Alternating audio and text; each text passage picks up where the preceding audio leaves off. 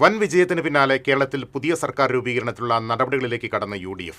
മുഖ്യമന്ത്രിയെ തീരുമാനിക്കുന്നതിനായി AICC നേതാക്കൾ MLA-മാരുടെ അഭിപ്രായം തേടും. മുഖ്യമന്ത്രി സ്ഥാനത്തേക്ക് പരിഗണനയിൽ 3 നേതാക്കൾ: VD സതീശൻ, രമേശ് ചെന്നിത്തല, KC വേണുഗോപാൽ.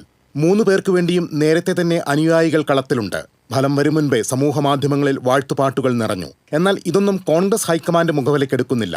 കോൺഗ്രസിലെ കീഴ്വഴക്കവും നടപടിക്രമങ്ങളും പാലിച്ച് തീരുമാനമെടുക്കുമെന്നാണ് AICC നേതൃത്വത്തിന്റെ നിലപാട്. MLA-മാരുടെ അഭിപ്രായത്തിനൊപ്പം MP-മാരുമായും AICC നിരീക്ഷകർ കൂടിയാലോചന നടത്തും. സംസ്ഥാനത്തെ സീനിയർ നേതാക്കളുടെ അഭിപ്രായവും തേടും. ചർച്ചകൾക്കൊടുവിൽ കോൺഗ്രസ് ഹൈക്കമാൻഡ് മുഖ്യമന്ത്രിയെ പ്രഖ്യാപിക്കും. അതിനിടെ മന്ത്രിസഭാ രൂപീകരണ ചർച്ചകൾ കോൺഗ്രസിൽ ഊർജിതമായി. സണ്ണി ജോസഫ്, തിരുവഞ്ചൂർ രാധാകൃഷ്ണൻ, K. മുരളീധരൻ, N. ശക്തൻ എന്നീ സീനിയർ നേതാക്കളെ ക്യാബിനറ്റിലേക്ക് പരിഗണിക്കും. KPCC വർക്കിംഗ് പ്രസിഡന്റുമാരായ PC വിഷ്ണുനാഥ്, AP അനിൽകുമാർ എന്നിവരും മന്ത്രിമാരായേക്കും. കോട്ടയത്തുനിന്ന് ചാണ്ടി ഉമ്മനും എറണാകുളത്തുനിന്ന് മാത്യു കുഴൽനാടനും സാധ്യതയുണ്ട്. TJ Vinod, T. സിദ്ദിഖ് എന്നിവരുടെ പേരുകളും ചർച്ചകളിൽ കേൾക്കുന്നു. വനിതാ നേതാക്കളിൽ ബിന്ദു കൃഷ്ണയും ഷാനിമോൾ ഉസ്മാനുമാണ് സാധ്യതാ പട്ടികയിലുള്ളത്. ഒരു MLA മാത്രമുള്ള പാർട്ടികൾക്ക് ടേം വ്യവസ്ഥയിൽ മന്ത്രിസ്ഥാനം നൽകാനും കോൺഗ്രസിൽ ആലോചനയുണ്ട്. മുസ്ലിം ലീഗിന് 5 മന്ത്രിമാരെ ലഭിച്ചേക്കും.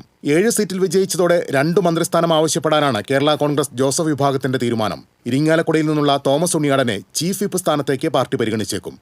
News desk TCV.